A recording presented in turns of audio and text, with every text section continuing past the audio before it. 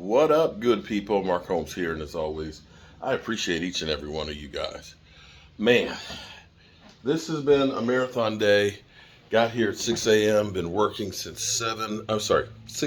It's now 7:24, and I think we're going to call it a day. It has been a long day, and I've got 13,000 steps. I think that's enough. I would do some more, but it's raining. Um, I'm getting better with lime mortar. I'm finding out the key on lime mortar is you have to mix it for a long time. Um, Basically, it's a 2-to-1 ratio. Well, 2-to-1, 3-to-1, depending on who you talk to. So today I did a 2-to-1 mixture of it, and you mix it dry with the beater um, for about 5 minutes. Then you beat it for about 30 minutes. And so if you've ever held an angle drill trying to um, basically beat like you would batter for 30 minutes, it kills your thumb. And the thing about it is you get about, when I do it, I get about, 2/3 of a 5-gallon bucket, which isn't that much plaster at a time. Um, so I was looking at getting a mortar mixer, renting one, but it's about $100 a day. They have it's like an orange plastic tub, one that's electric. They're about $650 if you buy it new. They have one at the Home Depot rental in Fairfax that's on clearance for about $350. I think I'm going to go ahead and buy it because basically what you really need to do is turn that thing on and just let it go for about a half an hour. And then while that's doing that, I can do other stuff because I got shit to do. I just don't have that kind of time. And so I went through and just did a little bit, and I'm still just kind of doing enough where I'm playing with it and learning how it flows. And, this time you could put it on the trowel upside down because I'm finding out you really have to mix it more. And so I'm going back through here and working on this. I had some cracks that were in here. I went through, built it up a little bit more with my sand coat and filled in the cracks because it did crack because was really deep. This is a couple inches deep in the brick. But did that. See, this is where that 5-gallon bucket that I mixed, I got here. I got some down here where the brick is messed up and a little bit around the window. And this is actually filling in pretty good. You've got to get anything loose has got to come out. That's the key. So I've got to go around and really just start loosening up stuff. Just try to spot here. See how, look at that, it's already beginning to crack. I'm going to get my mortar trowel. This was one that I didn't wet a lot. And this was just like, I'm just trying to see what'll happen. And so I see that already cracked in there because I'm just trying to see, can I just kind of get some cracks and stuff on there? But I'm learning. But see up here, you can see like that. That's where it's got like somebody put paint on it. So we got to loosen that all up, get all of that dust and stuff out of there and clean it up and brush it. What I had hoped was that 5-gallon bucket that I mixed up was going to be enough that I could go through and plaster some of those spots and put a brick in there. It didn't go very far. But what I did do, I did go up here and ended up getting some more of the electric filled in, and I filled in on this side of the door and the electric over there. So we're getting a little bit more done, but it's just takes too much time mixing it with just by that angle drill. Up here, I'm getting ready for them to be able to hang drywall.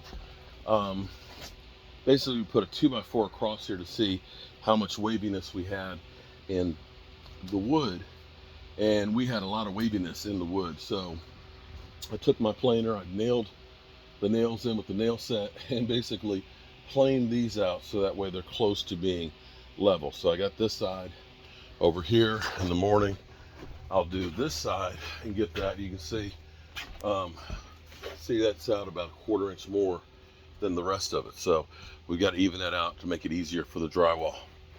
So they'll be working on drywall after I leave tomorrow. So yeah, that's coming along a lot better, and it's nice to be able to turn out the lights. And you can see, like up here, this is one of those spots that next week when I come back, um, I'm going to go ahead and see if they still have that mixer on for sale. I'm going to stop there tomorrow on the way home.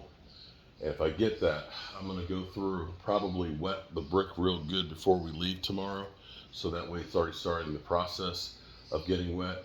But I want to start really getting a lot of this mortar, lime mortar stuff done on the wall so we can start getting it to look a little bit better. It's, not perfect. But when you look at this with the plugs and stuff on here, with the mortar in here versus when you're looking at it and it's like this, where we channeled out for the electric, that looks a whole lot better over there. And if we go through and we get it all nice, you see the cracks, we're going to check out the cracks and see if the cracks are loose and peeling, then you have to pull it off. If the cracks are tight and they're just cracks, we can actually use the marble dust with the lime mortar in there and fill those in, which will be, a lot better, that we don't have to pull all of it off. But start getting the process of getting this stuff together, because most of this is actually not that bad. We've got the cracks up here, but see this up here, here's the nice thing. See, the mortar is still tight. It's just that it's cracked. And so that fine mortar will go into these cracks and fill in. And then you can just keep skimming over, just not more than a credit card thick. If you put it more than a credit card thick, then what you're gonna have is a lot more cracking. But I wanna start going through. And up here, I think I've got a bunch of loose stuff, but I got the drywall here. I'll have to wait till they're done. But this is actually solid in here where we can patch and skim over this. But if we start getting this stuff put together, oh my word, it's going to be 100 times better. Now, let's take a look downstairs. I have to come back up here and close the windows and things, but you guys don't want to waste time. You guys are busy. You got shit to do. Oh, check these out. So we're of course going to put the railings back up here because we don't want people falling down the steps. So the way we look at this is walling off without having walls. The railings are the walls, so to speak. And the thought is you want to make this like a conversation area. So we'll have a sofa, sofa here, and we're probably going to either close that door off or plaster over on one side, make it like a bookshelf on the end of the bedroom there. Don't need two doors there. But that makes it a perfect spot to put like a chair. You can put a sofa here with a coffee table, maybe another chair over there, and we do some built-in bookcases. But if you're gonna have a sofa here, you're gonna wanna have some electricity. So these are our floor outlets. Now this is right here, it's actually in there. The floor outlet, it's brass. You can walk on it, but what's cool about this is it enables you to be able to have the door closed and you drop the rubbers in here so the cord comes out. And it's solid brass, so that way you don't have to worry about it breaking or anything like that. These are about $50 a piece, but then that will be good that we'll have power here in the middle of the floor. We're gonna put another one right over here because our thought process is we want to be able to have people come over and stay. The way this is laid out, basically you have a bedroom here, you have a bedroom downstairs. Originally, when we got this, there was a wall that was here. That was one room, which was really small. Then this was a hallway, and then this was a room, which was kind of small. So when you were in here, it was kind of like you were a rat in a maze. But having this open, I think it's better as a nice space. And so what we'll do is, I think we're going to be getting like an L-shaped sofa that's a sleep sofa. It's like a really nice bed, not like the old ones that you had at your mama's house, where it's got a mattress like this big that's on a spring and it's hell. But these actually, it's one that actually comes out and comes up, but it's like really firm cushions on it. But we'll do like a sleep sofa like right there. And we'll make a studio over here. My wife has an antique drafting table that was her dad's that'll come over here. They have an ice chest, an antique ice chest that's in their basement that we might be getting over here. And I was looking into the marine companies. They have a way of taking a cooler and making it into a refrigerator. Basically, you're buying the refrigeration system. It's about $1,000 though. And I'm trying to see if I can find one on eBay that might be a little more cost effective or so to do this. But I can convert that ice machine, ice box into a refrigerator. Now, it probably won't get cold, like super cold, because they used to put a block of ice in them and they would only last for a day. So I don't know how cold it would get in there, but it's worth a try. It would be kind of cool to have it either right there, although it might be in the walkway, or have it over here. So that way we have people come over. You got a sleep sofa. We got a refrigerator that's an old ice box. In here, of course, we have a bathroom that's there, and we're going to do the same thing downstairs, where it'll be another L-shaped sofa. So that way, we're going to build cabinetry into the corners around the fireplace. So that's a place where a guest could come over. They could put their stuff in there, and they have a sleep sofa that's there, and a sleep sofa down here. So if we ever decide that we're not going to be here, we could do this like as an Airbnb, because there's so many people. I literally had a guy who was, I felt bad for him. He was 92 years old. This was some years back before I really got a chance to work on it. He said he would like to come in here and he'd like to die in here. And I was like, excuse me? He said no. He said he had a lot of ties to the house and stuff and the people that used to live here. And this would be like the last place he would like to be. So unfortunately, that's not going to be the case, because that was quite a while ago, and this wasn't anywhere near the shape of being able to do that. So those are some of the things that we're trying to do. But the thing, and I'm talking a lot.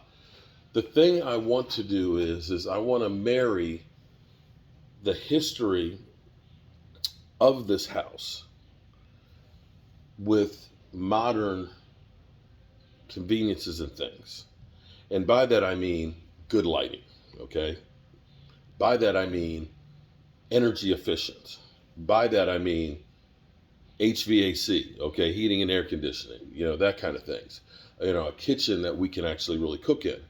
But preserve as much of the original that you can. And so when you look at this space, and when you go through, we used to work on Mass Avenue, you have to keep the original windows, original in the front of the property. The back, the side, they don't care about that. And the same thing about Old Town Alexandria, because they want to keep that historic look in the front. Well, I think we've done that with, the original roofs. The thing that's actually amazing is, a lot of people don't know that we've been working as much as we have on here, because the front has not changed. Other than being cleaned up, and we've painted the front roof and we've sanded the post. You look at that and say, oh, that's all they're doing? No, we've done a hell of a lot more. When you start looking around in here and know that all of the demo that's gone in place, now all the electric that's been put in, and see, this is where it's important to me. Even though we now have outlets in the walls of this historic house, we put it back with lime plaster like it was originally. Modern conveniences with the historic twist in it. As opposed to, let me show you this one. This is where you're like, okay, this is kind of bad. Yeah, this could have been a death trap back in the day. But here's, because I kept wondering, how did they power everything? This is run from the basement. Yeah, an extension cord using Romex cable. So yeah, we found a couple of those throughout. So basically, they plugged in a lot of different outlets to like that plug, and that was it. All right, so are you ready? Are you ready? I love this.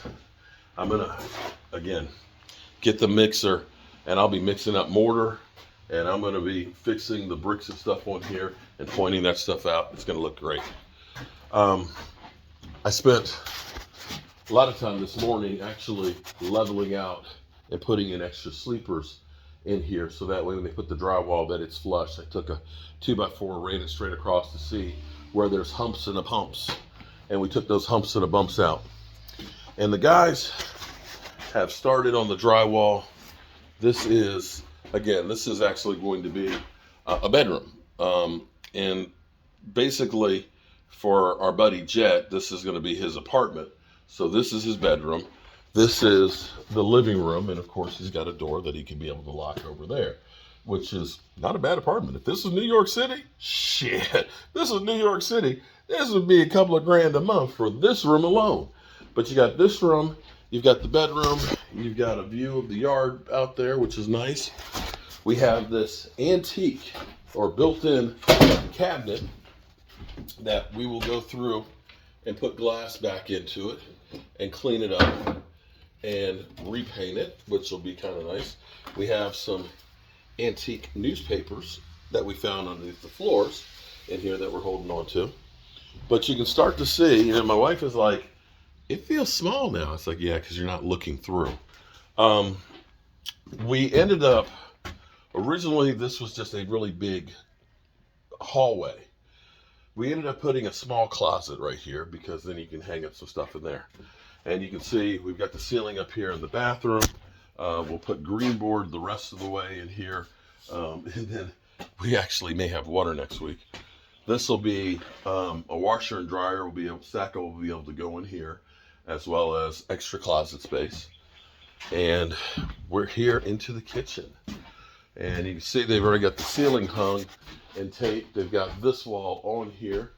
And they're rocking and rolling. They'll be back at 6 a.m. So I've got to be back here at 6. So I'm going to go ahead and get the light fixtures ordered. They're saying about 5 days they should be able to have all the drywall hung, mud taped, and ready to be painted. That would be incredible by the end of next week. But we'll get the light fixtures that are going to go in here. And the way, again, trying to marry the old with the new, this bathtub, and you guys can tell me what you think. We're going to reglaze the top of this white, but we're thinking about glazing the rest of it black underneath of it. Might be too much, but that's the thought process. We're known for red bricks. That wall is going to stay exposed just like it is. And we have basically lights that will follow along the walkway. So the natural walkway is you come in here, you can go out the door, you can walk between the island and the cabinetry, the dishwasher and the refrigerator, dishwasher, sink, refrigerator, and you can continue and walk out. This will be a shared bathroom, and this is the screened-in porch. That we'll end up putting a door on there. So what you'll be able to do is, and this is where, off and on in the rain today, it's been a long day, I started doing this. Framing up the deck. So the way the deck will work is, you'll be able to, I'm going to make a step right here. It'll be a corner step. So you can either step down and go up that way, or step down and go over here. And we'll get all this cleaned out. We're going to make it so we'll be able to park over here. Jet's smoker will be able to go over there. The fence line is in that brush in there somewhere. So we'll clean all that stuff out. I think I need to get a bobcat in here to do all that. But you'll be able to sit on the deck. We'll get like a nice little fire pit and make like a corner bench to go in there and be able to sit out there and have a fire and relax. Have a barbecue out here. And with all the red bricks that we have over here, what we'll do with those is we're going to build a brick barbecue set out there. So yeah, red brick barbecue. So that's where we are right now. And in here, we basically moved everything in here. This is our staging area. We're not doing that much work in here right now. And this old cabinet, I'm proud that we still have it. And we've been going through, and you can see I clamped it up today to kind of start trying to put it back together. It still has the glass. It's got glass sliding doors and stuff in there. Still need to do some other work for the drawer slides and things. But I think we're going to take this because, again, marrying the history, we're going to put that right here. So that'll be the baker's cabinet, and then we'll have the island in the middle. So that's a tour of where we are right now. The red brick house, it's renovations that are 203 years in the making. And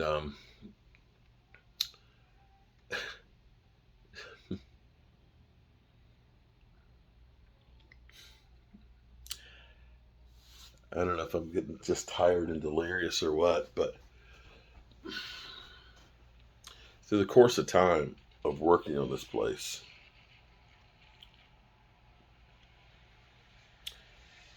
you ever see Close Encounters?